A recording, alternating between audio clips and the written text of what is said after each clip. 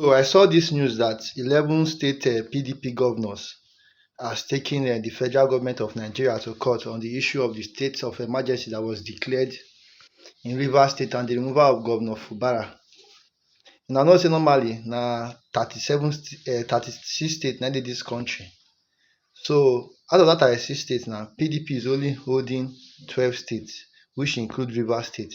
So for now, I'm going to say I don't declare state of emergency for Rivers State. Now we now have only 11 states that is being ruled by PDP. So now these people now join together, take the federal government to Supreme Court. In as much as I know that nothing good will come out from that Supreme Court, because it is now easier for you to predict the judgment that is going to come out from the Nigerian judicial system today, because some people feel that they have power, that they have pocketed the judiciary into their pocket and turned them at their own will, which is fine. But be that as it may, I do not even like any Nigerian politicians, because all of them are the same thing. Comes PDP, APC, they are just birds with the same feather and they fly together. They will run to each other today and run to the other person tomorrow if they see that they can no longer sustain their credibility. In fact, if they even have in this particular party, so they go run up and down like they decamp up and down.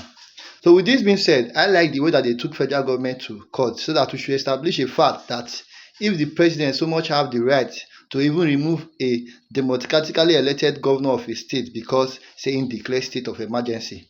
Now, Obasanjo did this when he was the president.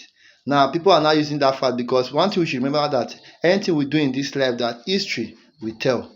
Now, with this being said, now you declare state of emergency for Rivers State, because me, I've gone through that constitution of Nigeria. I read it. I saw that the president has the right to declare a state of emergency, but I did not see that place where it is written that the president will remove the elected governor of that state, but he did it in Rivers State. Now I know what Tinubu is trying to do, because saying no, say those people are going to oppose him during elections, because if you notice, the only people that can checkmate the president, which are the executive, at the legislature and the judiciary. But now it seems that the executive and the judiciary and the legislature are now one, because when the president declared that state of emergency, everybody was hoping that the House of Senate, that the House of Rep members will not, they are only going to uphold the state of emergency, but they are going to say he should bring back the governor of Bara to that seat, but they all supported him. Then the judiciary, now that they are taking the matter to, we know that they have been bought over already by the executive, allegedly. So, but now them going to Supreme Court, may just establish a fact, so we should know, even if we know that nothing good is going to come out of Supreme Court, but it should be as if say may they still do, so that we know, because it's only governors that have the power to checkmate the president whenever they misbehave.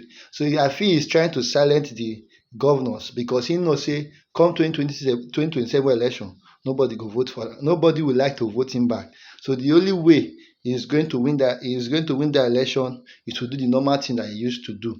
And so if he could do this in Rivers State, let other governors know that he can do it in their own state, because now only threat of pipeline they talk, maybe say they don't go carry state of emergency go that state. So, but other states, they won't be say people they won't buy for their matter.